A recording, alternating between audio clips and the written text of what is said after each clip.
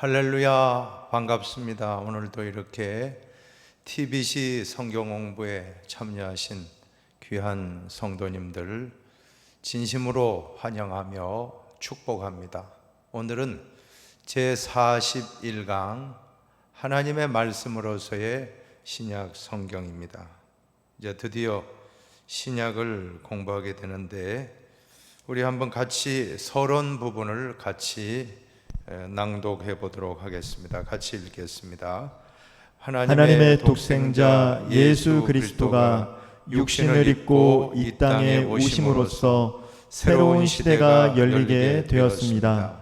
어둠이 물러가고 찬란한 빛이 세상에 밝았습니다. 죄와 사망의 세력들이 생명의 성령의 법에 굴복하게 되었습니다. 구약이라는 희미한 그림자가 신약이라는 뚜렷한 실체로 대치되었습니다.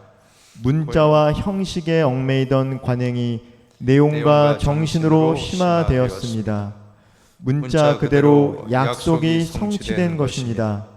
이것은 창세 이래 가장 커다란 대전환이었습니다. 바로 이러한 약속의 성취가 신약 성경의 주요 메시지입니다. 보다 정확히 말해서 이러한 대전환이 신약 성경을 산출하였습니다. 이러한 의미에서 신약 성경은 하나님의 말씀입니다.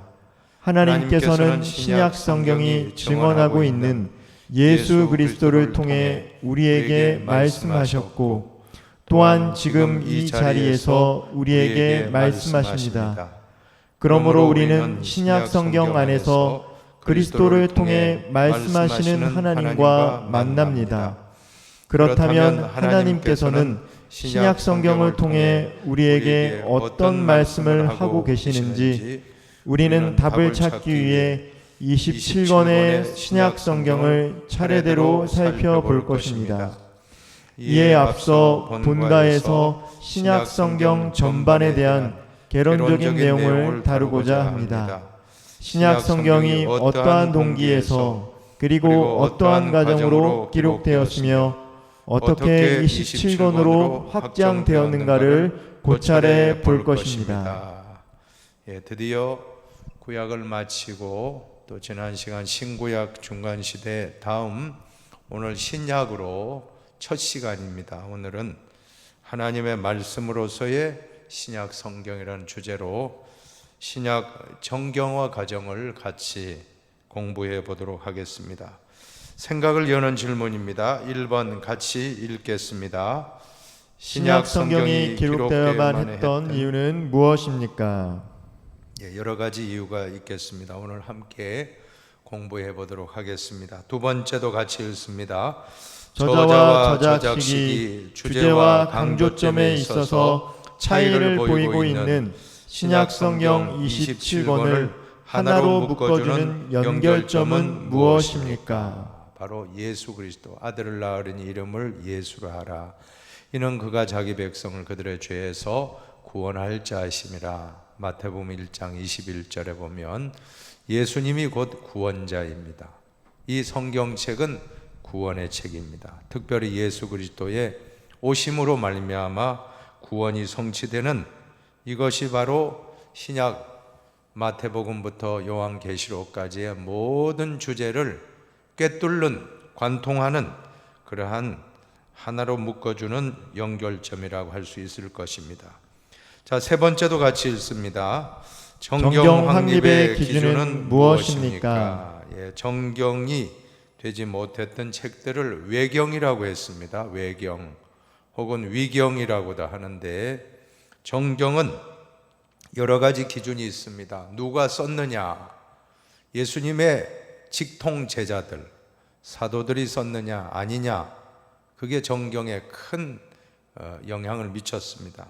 그리고 성령의 내적인 증거가 과연 있는가 없는가, 그리고 교회 공동체가 승인해 주었는가, 이거 그냥 한두 사람이 정경이다고 한 것이 아니고 회의를 거쳤습니다. 구약은 주 90년 얌니아에서 회의를 거쳐서 최종 39권 확정이 됐고, 신약은 주후 487년 카르타고라고 하는 곳에서 회의를 거쳐서 마지막으로 그 모든 정경화 과정이 이루어졌다, 확정됐다는 것입니다. 자, 이런 것이 그냥 된 것이 아니라 교회 공동체의 승인과 확증이 있었다라고 하는 것입니다.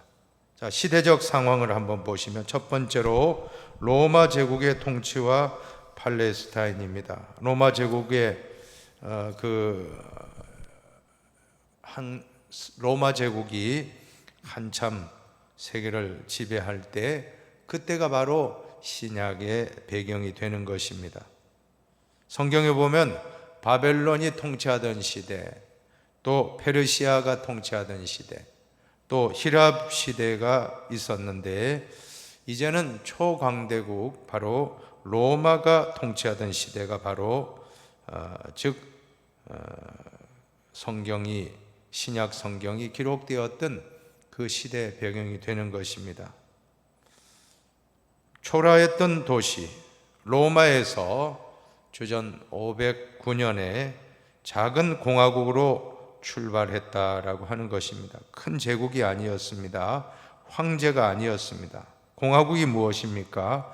국민의 대표가 통치하는 그러한 정치 체제였습니다. 주권은 국민에게 있다는 것입니다.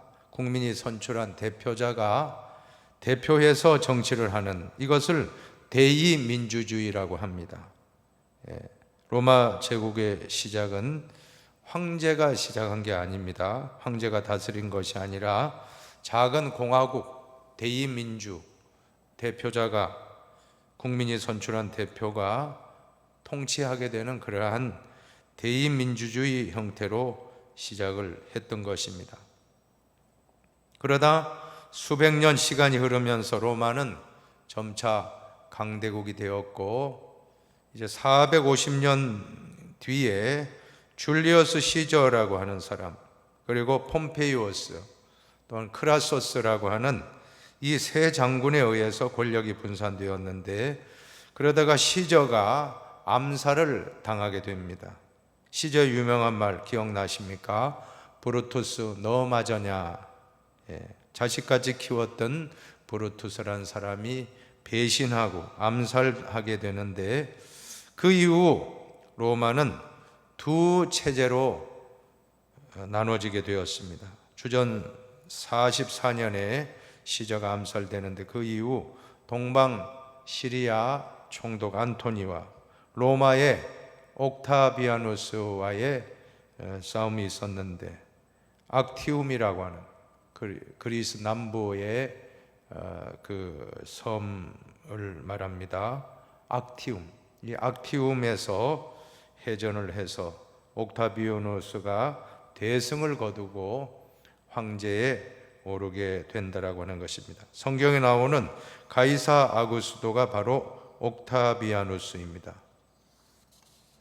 로마 제국은 강력한 군사력을 가지고 지중해 전역을 통치하게 되었습니다. 그러면서 지도를 보시면 참 상당한 영토를 지배하게 되는데, 이 당시의 평화를 팍스 로마나, 라틴어로 팍스 로마나, 팍스는 라틴어로 평화입니다.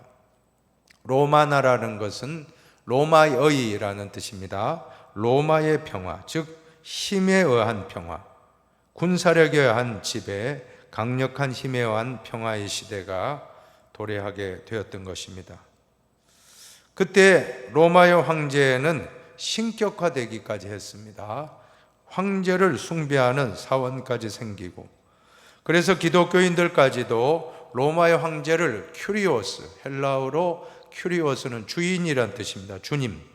주님이라고 고백하게 하는데, 그러나 그리스도인들은 예수 그리스도가 구주이시기 때문에 예수 외에는 주인이 없습니다.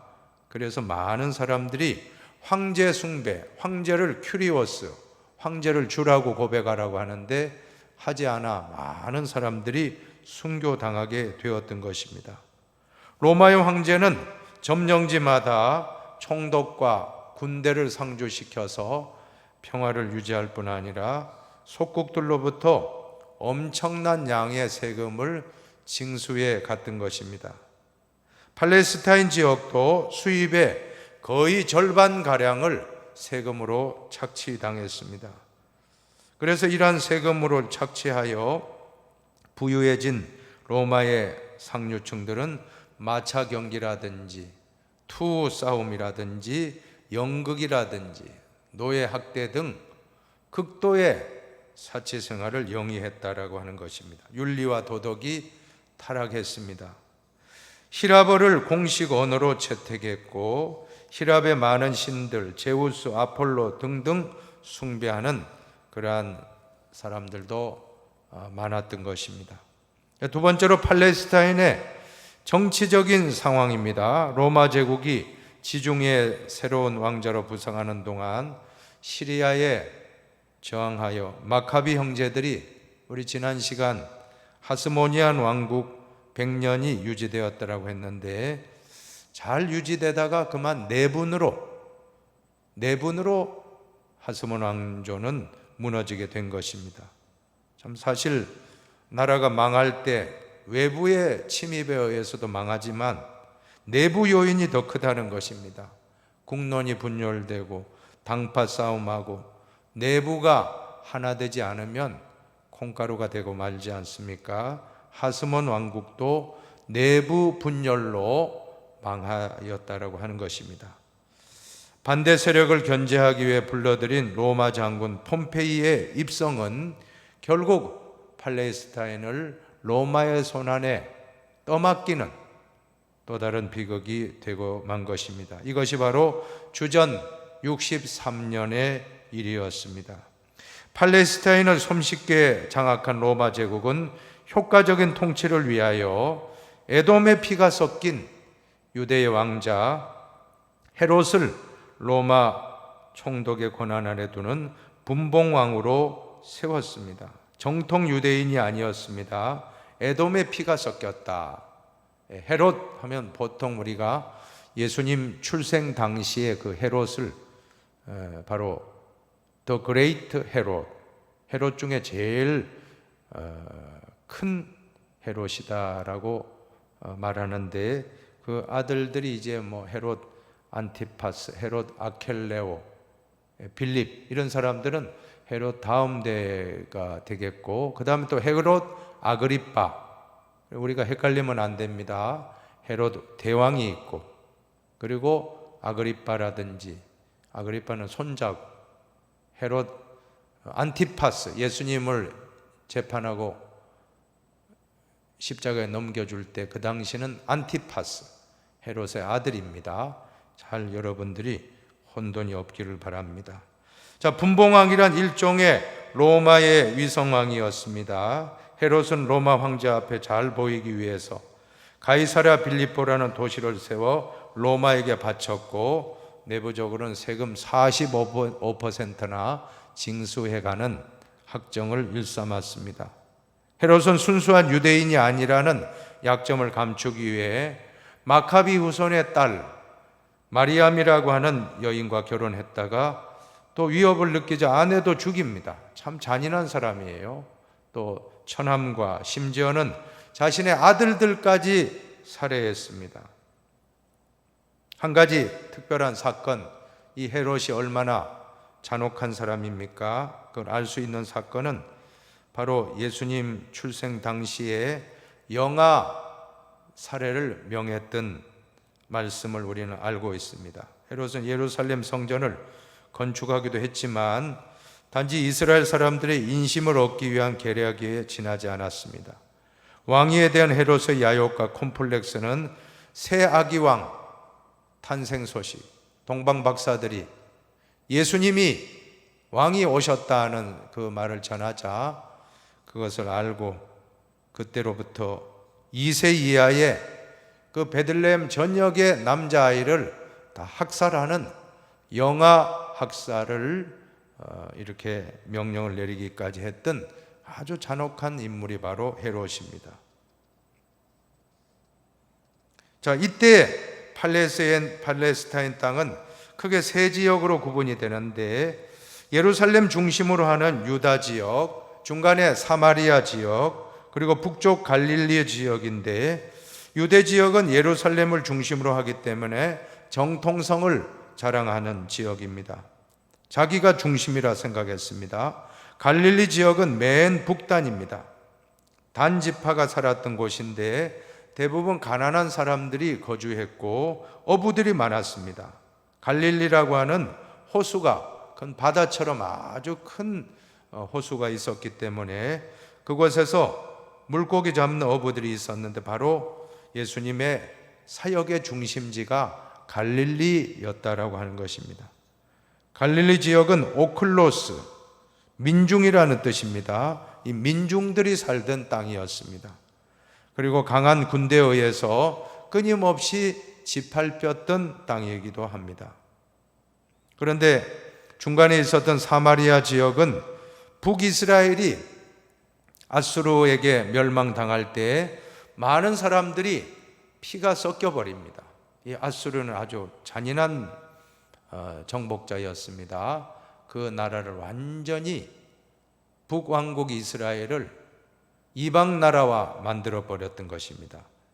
강제적으로 이방인과 결혼하게 하고, 그 자식들은 유대인도 아니고 이방인도 아니고 혼혈이 되었는데, 자, 그래서 그렇게 순수혈통을 강조한 유대인들, 남쪽에 있던 유대인들은 북쪽 사마리아 사람들을 항상 인간 취급하지 않고 개, 돼지 취급하며 예수님 당시에 사마리아 사람을 멸시하던 그 당시 배경이 바로 이와 같은 역사적인 배경이 있는 것입니다.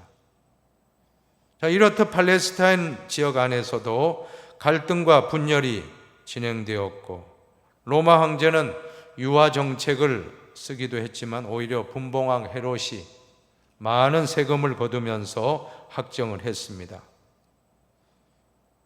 여기서 이스라엘 백성들은 그들을 정치적으로 해방시켜줄 메시아를 더욱 갈망하게 되었던 것입니다. 다윗왕 같은 강력한 지도자를 열망했습니다. 무력으로 저항하는 운동들도 일어났던 것입니다. 주 44년에는 열심당이라는 지하운동이 일어났고, 주 67년에는 유대전쟁, 전쟁이 났지만 여지없이 무너졌습니다. 주 70년에는 마사다로 저항했지만, 높은 언덕입니다. 마사다는 물도 없고 양식도 다 떨어지고 끝까지 항복하지 않고 저항하다가 다 자결합니다. 전부 모두가 다 한 사람도 남기지 않고 비장한 최후를 맞이하여, 지금도 이스라엘 성지 순례를 하면 마사다에 가면 바로 당시에 끝까지 로마에 저항했던, 그 독립운동했던 사람들의 그런 정신교육의 훈련장으로서 남아 있는 것입니다. 참 대단해요. 어떻게 한 사람도 도망가지 않고 그 자리에 다 항복하지 않고 다 저항하다가 자결하고 마쳤는지, 참 유대인들도 대단한 민족이라는 생각을 또 갖습니다. 어쨌든 이 상황이 아주 어두웠다는 것입니다. 또 종교적인 상황도 보십시오. 종교적인 상황은 어땠습니까? 바로 주전 538년에 바벨론으로부터 유대인들이 해방되고 예루살렘으로 귀환하였지만 성전도 건축하고 봉헌도 하고 또 여러 가지 부흥운동을 일으켰습니다. 느헤미야가 성벽을 재건했고, 에스라는 수문앞 광장에서 민족 대부흥성회를 열고 다 모든 것이 새로운 운동을 펼쳤습니다. 자, 이 모든 과정 가운데 그들에게 모든 축복이 이제는 나타날 것이라고 생각했지만, 그러나 메시아 왕국은 그들에게 오지 않았던 것입니다. 그들의 생활은 점점 더 어려워지는 것입니다. 너무 어려우니까 희망이 없고 좌절하게 되니까 그럴 때 다시 한번 각성하면서 생긴 것이 바로 유대교입니다. 바로 이 종교운동이 바로 유대주의, 유다이즘이라고 하는 그러한 운동이 등장이 되었는데, 이 종교운동은 크게 세 분파로 나뉘게 됩니다. 여러분, 이 유대교가 왜 발생했습니까? 왜 이렇게 망했는가? 왜 우리나라가 이렇게 어려운가? 이 모양 이 꼴인가? 그것은 율법을 지키지 않았다. 그래서 아주 율법을 강화시킨 것이 바로 유대교입니다. 그래서 계명, 10계명 중에 4계명이 안식일을 기억하여 거룩하게 지키라 하는 것인데, 그대로 지키면 되는데 어느 정도로 강화하느냐 하면 39개 조항을 이렇게 만들어요. 불을 켜서도 안 되고 꺼서도 안 되고, 또 타작을 해서도 안 되고, 밀을 타작해서도 안 되고, 밀을 먹어서도 안 되고, 뭐 이러한 모든 것 다 이렇게 39가지를 만들고 거기에다가 또 6가지 세부 항목을 만드니까 무려 234가지의 그런 율법 규정들이 이렇게 나타났습니다. 얼마나 사람들을 얽어맵니까? 바로 이것이 유대교의 특징인데, 자, 이 유대주의 운동은 3가지로 나눠졌다고 했습니다. 바로 사두개파, 또한 바리새파, 에세네파인데, 사두개파는 제사장 계보입니다. 사독 제사장의 후손인데 현실 정치에 관심을 갖고 사내들인 공예를 장악했습니다. 바리새파 사람은 율법을 목숨처럼 지키는 유대교의 수도사와 같은 자들이었습니다. 그리고 에세네파는 현실을 도피하고 숨어 은둔했습니다. 세상을 부인하며 철저하게 도피 공동체를 만들었습니다. 예를 들면 쿰난이라고 하는 동굴 속에 숨어서 노동하고 기도하고 예배드리고 성경을 필사해요. 참 대단해요. 이 당시에 필사했던 이사야서 두루마리가 발견됐거든요. 현대에 최근에 발견이 됐는데, 놀라운 것은 지금 우리가 가지고 있는 구약 성경하고 거의 똑같다는 거예요.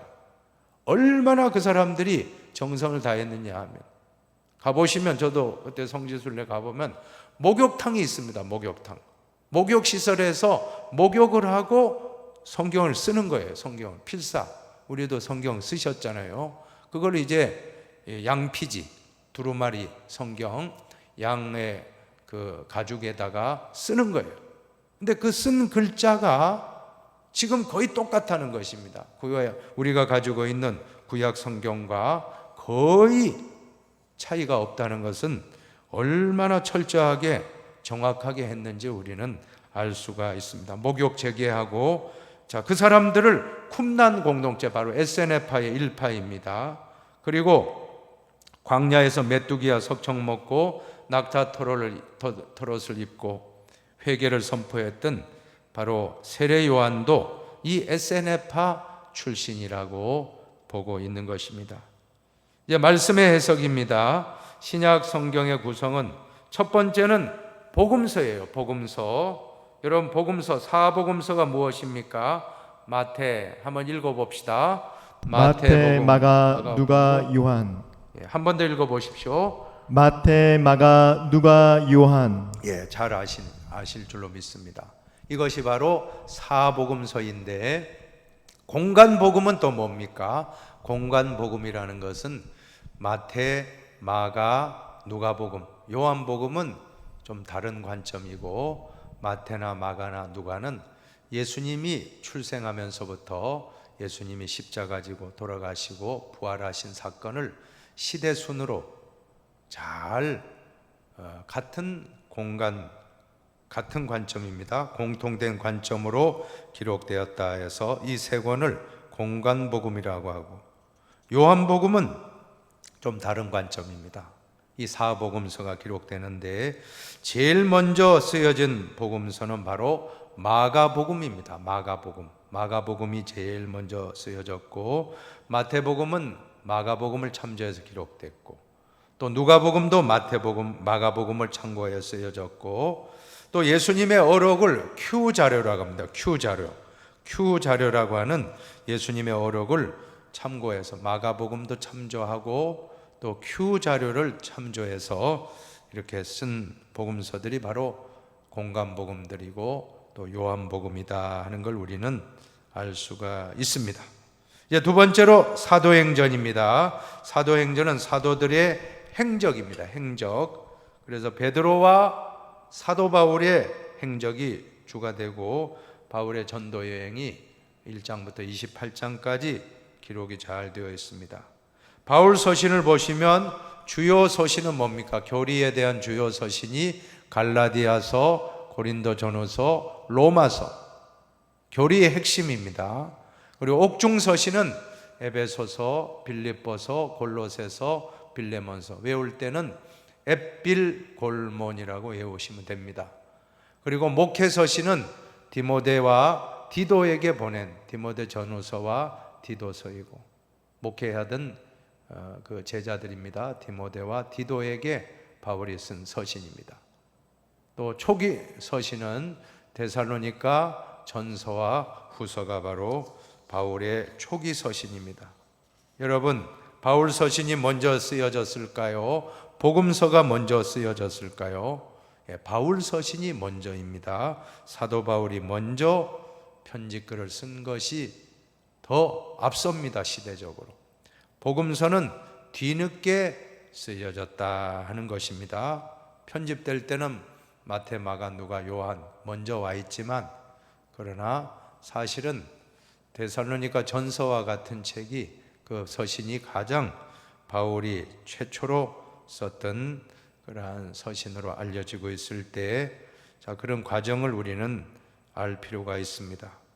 그 다음에 히브리서입니다. 히브리서 저자는 누구입니까? 누구인지 몰라요. 왜냐하면 바울 서신이나 이런 서신에는 보면 누가 쓴다, 바울이 쓴다 하는 것을 밝히고 있지만, 히브리서는 발신자가 나타나지 않기 때문에 누구인지 모르는 것입니다. 모르는 것은 모르는 겁니다.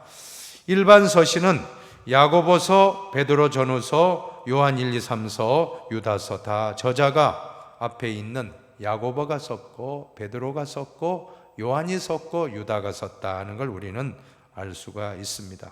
그 다음에 묵시록입니다. 묵시록은 요한계시록인데, 이 당시 로마로부터 무서운 박해를 받고 있는 상황에서 박해자들에게는 이해하지 못하도록 여러 가지 상징이나 암호나 숫자 등을 사용하여서 이렇게 적군이 이 문서를 보아도 무슨 말인지 모르도록 암호 문학으로 기록되었다 하는 특징이 있습니다. 두 번째는 신약 성경의 기록 과정입니다. 신약 성경은 예수께서 승천하신 후에 기록되기 시작했는데, 여기에는 몇 가지 이유가 있다는 것입니다. 먼저 첫 번째로, 당시 사람들은 예수 그리스도의 재림이 당대에 있으리라 믿었기 때문에 기록의 필요성을 느끼지 못했습니다. 그러나 재림이 지연되고 예수 그리스도를 목격한 사람들이 하나 둘씩 세상을 떠나게 되자, 기록으로 남겨야 되겠다고 할 필요성을 느끼고 기록하게 된 것입니다. 두 번째로, 점차로 극심해져 가는 로마 제국의 박해로 인해서 복음의 기록을 더욱 촉진시켰다는 것입니다. 왜냐하면 로마 제국의 감시를 피해 큰 소리로 공개적인 예배를 드리는 것은 불가능했기 때문에 기록된 문서를 조용히 보는 것으로 안전한 방법을 택했다라고 하는 것입니다. 세 번째는, 새로이 태동한 그리스도교를 유대교로부터 구별하기 위해서 구약 성서와 대비되는 그리스도인의 문서, 신약 성경이 필요했던 것입니다. 만약에 구약만 있다면 우리가 유대교가 될 거예요. 그러나 신약이 있기 때문에 구약과 신약, 구약 성경이 있으면 신약 성경이 있는데, 지금도 유대인들은 당연히 구약만 보지 신약은 인정하지 않습니다. 그러나 우리는 구약과 신약을 인정을 하지 않습니까? 그 두 가지를 잘 조화롭게 우리는 성경을 해석합니다. 약속과 성취라고 하는 틀을 가지고 구약과 신약, 구약은 오실 메시아, 신약은 오신 메시아, 구원의 책, 예수 그리스도로 구약과 신약이 하나로 연결되고 있다는 걸 우리는 너무나도 잘 알고 있습니다. 네 번째로 하나님의 영감입니다. 모든 성경은 하나님의 감동으로 된 것, 영감입니다. 하나님의 감동으로 된 것으로 교훈과 책망과 바르게 함과 어로 교육하기에 유익하니. 디모데후서 3장 16절. 성경은 그냥 기록된 것이 아니라 영감을 받았습니다. 이 영감은 어떤 것입니까? 성서가 다른 세속적인 문서와 구별되는 것은 기록 과정에서 하나님의 성령이 역사했다는 겁니다. 이 영감에도 두 가지가 있는데 축자 영감설이 있고 유기적 영감설이 있습니다. 축자 영감설이라는 것은 한마디로 받아 쓰는 거예요. 야, 지금 마태야, 내가 말하는 대로 너 받아 써라. 그러면 하나님 말씀하는 대로, 성령이 말씀하는 대로 그대로 받아쓰기 했다는 건데 그건 아니에요. 우리 교단이 인정하는 것은 유기적 영감설입니다. 그것은 우리가 복음서를 보면 명확하게 알 수 있습니다. 복음서가 마태복음이고 마가복음 하나만 있으면 되는데 왜 사복음서를 주셨는가? 마태가 보는 관점이 다르고 마가가 보는 관점이 다르고 누가가 보는 관점이 다르고 요한이 보는 관점이 각각 자신의 은사와 달란트. 누가 같은 경우는 의사 아닙니까? 의사가 얼마나 세밀해요. 그래서 누가복음이 제일 깁니다. 분량으로 보면 제일 길어요. 그런 특징이 있습니다. 아주 섬세하게 병을 묘사할 때도 누가복음은 아주 세밀하게 묘사하는 걸 볼 수가 있습니다. 자, 이런 걸 볼 때 하나님은 마태와 마가와 누가 요한에게 각자에게 은사와 달란트대로 기록할 수 있도록 주셨다는 거예요. 자율권을 주시면서도 모든 것은 영감으로 기록하게 했다. 자, 이것이 바로 유기적 영감설입니다. 유기적 영감설. 여러분은 어떤 것이 맞다고 생각하십니까? 저는 유기적 영감설이 맞다라고 저는 믿습니다. 하나님의 말씀을 기록할 때 하나님이 주신 영감을 받아 그 기록자들, 기자라고 합니다. 성경 기자. 마태가 기록할 때의 차이점, 누가가 기록할 때 차이점, 마가가 기록한 차이, 요한이 기록한 복음서만 해도 사복음서가 다 다른데, 그러나 신기한 것은 모든 것은 예수 그리스도, 구원. 이 성경의 핵심은 예수 그리스도, 복음, 그리고 십자가, 구원. 자, 여기에는 마가도, 마태도, 누가도, 요한도 똑같습니다. 그것이 바로 성경의 위대성입니다. 27권, 구약까지 39권, 66권이 다 다양한 저자가 썼지만 한 40여 명이 썼다고 하잖아요. 구약부터 신약까지, 창세기부터 계시록까지 40여 명의 저자가 썼는데, 그런데 다 다양한 사람이 썼지만 주제는 하나입니다. 예수 그리스도, 오신 메시아, 구원의 책, 영생의 책. 우리는 이 놀라운 성경을 우리가 이렇게 참 우리가 마음껏 읽을 수 있고 공부할 수 있다는 것이 얼마나 큰 축복입니까? 이렇게 해서 최초로 기록된 책들이 바울 서신이고, 그 뒤를 이어서 복음서, 일반 서신, 요한계시록까지, 마지막은 요한계시록입니다. 신약이 기록되고 완성되었다. 자, 그러면 우리가 신약 성경의 정경화 과정, 어떻게 정경화를 과정을 밟았는지를 공부해 볼 필요가 있습니다. 정경이라는 말, 캐논인데, 영어로 캐논인데, 이 말은 본래 자, 척도, 잣대, 막대기 뭐 이런 의미를 가지고 있습니다. 자, 이런 문자적인 의미로부터 두 가지 의미가 나오는데, 하나는 신앙등 규칙, 신앙등의 규칙, 룰이라고 하는 의미가 있고, 다른 하나는 행동과 신앙의 척도가 되는 목록 혹은 카탈로그. 여러분, 우리가 새로 산 가전제품을 쓰려면 카탈로그를 읽어보지 않습니까? 마찬가지입니다. 그래야지 그 제품을 잘 활용하고 문제가 발생하지 않습니다. 어떤 의미에서는 캐논이 바로 우리 인생의 카탈로그입니다. 우리 인생이 어떻게 살아야 될 것인가. 이 성경대로만 살면 안전합니다. 성경을 벗어나면 우리는 망가질 수밖에 없는 것입니다. 자, 이것이 바로 캐논인데, 정경화의 기준, 첫째는 저자의 권위 문제입니다. 첫째, 저자의 권위 문제. 사도성이에요, 사도성. 누가 썼느냐입니다. 여러분, 책을 선택할 때 누가 썼느냐 중요하죠. 누가 썼다 하면 우리가 그 책을 다시 봅니다. 그만큼 이 성경도 제자가 썼다는 거예요. 제자가 썼다는 게 얼마나 참 중요합니까? 예수님의 제자였다. 그것이 바로 사도성입니다. 사도 바울도 예수 그리스도의 부활을 목격했던 사도 바울 아닙니까? 그것이 바로 사도가 썼다는 것입니다. 두 번째로 한 성령님의 내적 증거, 통일성입니다. 통일성.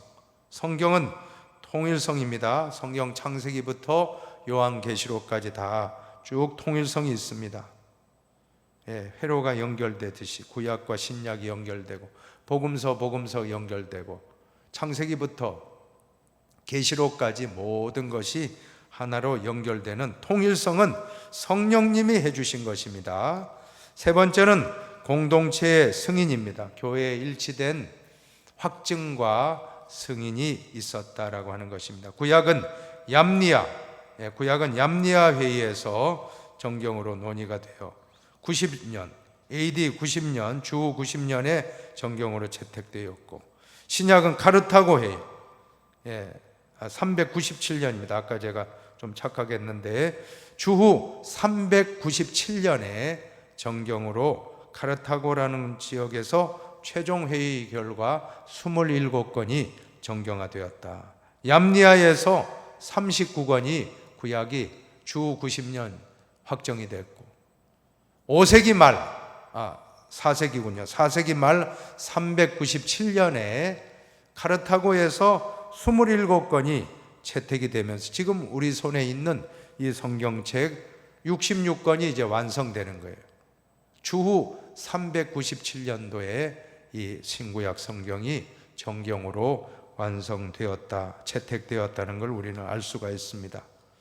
성경의 장절 어떻게 구분됩니까? 처음에는 장절이 없었습니다.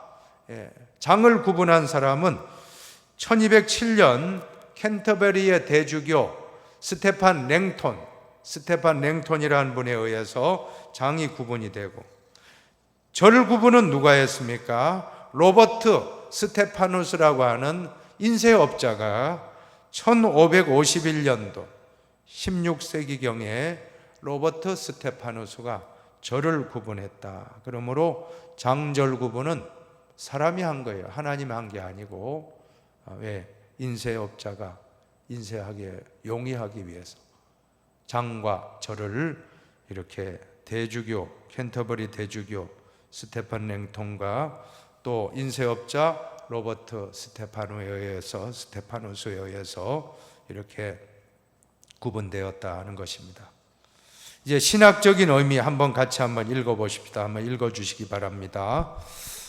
구약과 신약을 간통하고 흐르는 한 주제, 약속과 성취. 한번 따라합시다. 약속과 성취. 약속과 성취. 약속과 성취. 약속과 성취. 구약은 올드 테스터먼트, 옛언약, 신약은 뉴 테스터먼트, 새 언약. 이 두 가지 글을 구약과 신약을 관통하는 것은 약속과 성취입니다. 세 가지 약속. 땅과 큰 민족과 복의 근원이 되리라. 아브라함을 부르시면서 하나님이 너는 내 친척 본토 아비 집을 떠나 내가 내게 지시할 땅으로 가라. 그러면서 너에게 땅을 주고 큰 민족을 이루어 복의 근원이 되게 하리라 약속을 해주셨습니다. 그런데 그 당시에 아브라함이 그 약속을 이루기까지는 참 많은 세월이 흘렀다는 것입니다. 아브라함뿐 아니고 또 이삭과 야곱과 요셉도 다 이루어지지 않았습니다. 약속은 지연이 되었는데 언제 이루어집니까? 애굽 땅에 가서 큰 민족을 이루게 됩니다. 75명이 출발했는데 애굽의 고센 땅에서 무려 200만 명 자식들을 많이 낳아서 60만 대군이라고 하는데 아마 부녀자들까지 다 하면 남자만 60만이고 장정만 60만이고 그 아들, 딸 또 여인들까지 다 하면 200만 명 정도 되었다라고 하는 것입니다. 생육하고 번성하여 땅에 충만하라. 이 축복이 애굽 땅에서 이루어졌습니다. 아이를 많이 낳았는데 애굽 왕이 위협을 느낄 만큼 그만큼 번성했던 것입니다. 그래서 결국 박해를 받게 되고 나말을 낳으면 죽게 하라 하는 바로의 명령도 있었습니다. 자, 그러한 고난을 당할 때 이스라엘 백성이 하나님께 부르짖었고 하나님 그 음성을 듣고 모세를 보내어 출애굽을 허락하신 것입니다. 큰 민족, 200만 명이나 되는 큰 민족을 이루었습니다. 결국 아브라함 때 받은 약속이 모세 때 이루어지기까지는 하나님의 약속은 땅과 민족과 복이 되리라 하는 이 약속이 이루어지기까지는 이렇게 시간이 많이 걸렸습니다. 그런데 하나님의 약속을 이렇게 통하여 가나안을 정복했지만 이스라엘은 이 약속을 또 깨트립니다. 결국 어떻게 됩니까? 이스라엘은 망하게 되고 심판을 받고 나라가 망하고 바벨론으로 포로로 끌려가고 땅 있는 민족이 땅 없는 민족으로, 땅 있는 민족이 땅 없는 랜드리스 피플, 땅 없는 민족이 되었다.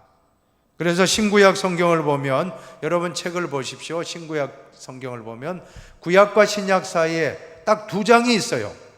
하나는 뭐가 있습니까? 한 장은 신약 성경 그 표지판이 있고 그 다음 장은 목록이 마태복음부터 요한계시록까지 목록이 있고 이 두 장이 있는데 그 두 장 사이는 바로 400년, 우리가 지난주 살펴본 것처럼 신구약 중간기 400년의 기간이 포함되어 있고 무선 박해의 시대였고 피해 역사고, 자, 이러할 때 하나님은 예레미야 31장에 새 언약을 약속해 주시는데 바로 예수 그리스도를 통해서 이루어지는 새 언약의 성취입니다. 그래서 두 번째 보시면 옛 언약의 완성과 새 언약의 약속인데 예수 그리스도입니다. 말구유, 예수님이 탄생하신 말구유는 그 당시 버려진 땅의 상징입니다. 강대국들에 의해서 짓밟히고 통치자들에 의해서 힘겨운 삶을 살고 있는 그런 땅입니다. 팔레스타인 땅, 죽음의 땅, 버려진 땅을 상징합니다. 또 아기의 모습은 무기력해진 민족을 상징합니다. 큰 민족은커녕 완전히 무기력한 모습입니다. 여러분, 아기가 얼마나 약합니까? 자, 이런 상황 가운데서 예수님께서 십자가의 구원을 이루어 주셨는데 이것은 참 놀라운 것입니다. 이사야 53장에 메시아의 모습은 고난받는 메시아입니다. 고난받는 메시아. 그가 찔림은 우리의 허물을 인함이요 그가 상함은 우리의 죄악 때문이라. 우리는 다 양 같아서 그릇 행하여 각기 제 길로 갔거늘 여호와께서는 우리 무리의 죄악을 그에게 담당시키셨다는 그 말씀, 얼마나 이 이사야의 예언이 위대합니까? 바로 이 십자가의 고난이 우리를 구원하는 약속을 다시 살리는, 깨어진 약속을 다시금 회복시키는 놀라운 그런 하나님의 사랑과 하나님의 축복을 나타내는 사건이었던 것입니다. 오늘 이 시간 우리는 이 말구유와 아기와 예수의 십자가, 이 사건이 바로 하나님의 사랑과 아픔을 이렇게 잘 표현해 주는 말씀은 없습니다. 이것이 바로 구원을 이루시는 약속의 성취인 것입니다. 아브라함에게 약속하였던 세 가지, 즉 땅과 민족과 복은 예수 그리스도의 십자가와 부활을 통하여 약속된 하나님 나라에서 완성이 되는 것입니다. 하나님 나라는 이미 임했습니다. 이미 예수님이 오심으로 already 이미 임했어요. 그러나 아직 완성은 아닙니다. Not yet. 아직 완성은 아니에요. 우리 구원을 항상 기억하십시오. 우리가 예수님을 영접하는 순간 우리는 이미 구원받았어요. 이미 already입니다. 영어로 already, 이미. 한번 따라합시다. 이미 구원받았다. 이미 구원받았다. 그러나 완성은 아직 아니다. 그러나 완성은 아직 아니다. 완성은 우리가 천국 가는 그날 완성이 됩니다. 하나님 나라도 이미 예수님이 오실 때 시작되었지만 완성은 아닙니다. 이 십자가와 부활 사건이 바로 우리를 다 하나님의 나라로 인도하게 될 것입니다. 사랑하는 여러분, 우리 하나님 나라 완성이 언제 이루어집니까? 개인적으로는 내가 개인적으로 죽음이라고 하는 과정을 통과할 때 우리는 참 하나님 나라에 들어가게 됩니다. 또 역사적으로는 마지막 날 예수님의 재림과 더불어 완성이 될 것입니다. 우리는 그 약속을 예수님 안에서 이루어진 십자가 부활 사건을 통하여 이미 구원받은 감격을 가지고 완성되는 그날까지 소망을 가지고 순례의 길을 한 걸음 한 걸음 걸어갈 것입니다. 내가 선한 싸움 다 싸우고 달려갈 길 다 달리고 믿음을 지켰으니 이제부로는 의의 면류관이 예비되었다는 바울의 고백이 저와 여러분의 고백이 되기를 축복합니다. 이제 성찰과 나눔을 읽고 마치겠습니다. 첫 번째 같이 읽습니다. 약속과 대망으로 가득한 구약 시대를 마감하고 성취의 신약 시대를 가져온 예수 그리스도의 구원 사건이 신약 성서 기록의 직접 원인이 되었다. 그 밖에 예수 그리스도의 사건의 목격자들이 사망, 로마 제국의 핍박, 그리스도교만의 문서의 필요성, 성령의 영감 등이 부수적인 요인이 되었다. 아멘. 이 신약 성경이 기록되게 된 직접적인 원인과 간접적인 원인들을 우리는 살펴보았습니다. 잘 기억해 주시기 바랍니다. 자, 두 번째도 같이 읽습니다. 신구약 중간기의 유대인들은 이민족의 지배하에서 여러 갈래로 나뉘어져 혼란과 무질서, 절망과 공포 속에서 살았다. 정말 암흑기입니다. 눈앞이 캄캄한, 앞을 분간할 수 없는 어두운 시대가 400년 암흑기를 통과한 다음 참 하나님은 아무 말씀도 하지 않으셨는데 그 이후 예수님이 빛으로 오신 것입니다. 구원하기 위하여. 그 예수님이 오심으로 신약의 시대가 열렸고 세 번째 같이 읽고 마칩시다. 신약 성경의 27권이 아무리 다양하도 이 모든 것들은 한결같이 예수 그리스도를 통해 이룩된 구원의 길을 강조하고 있다. 바로 이것이 다양성을 하나로 묶는 통일성인 것이다. 이러한 점에서 신약 성경은 구원의 책이다. 믿습니까? 신약 성경은 구원의 책입니다. 모든 다양한 마태복음부터 요한계시록까지 모든 책이 다 다양한 저자의 다양한 기자가 기록했지만 그러나 한 가지 예수 그리스도를 통한 구원이라고 하는 통일성, 이 점에서는 모든 것이 일치하고 있다는 것입니다. 얼마나 위대한 책입니까? 우리는 이 성경 말씀을 나에게는 가장 축복의 책이 될 것입니다. 늘 성경을 읽고 늘 성경을 듣고 늘 성경을 암송하고 성경을 또 쓰고 또 성경을 묵상하셔서 말세에 가장 복된 흰돌 성도님들이 다 되시옵기를 주님의 이름으로 축복합니다.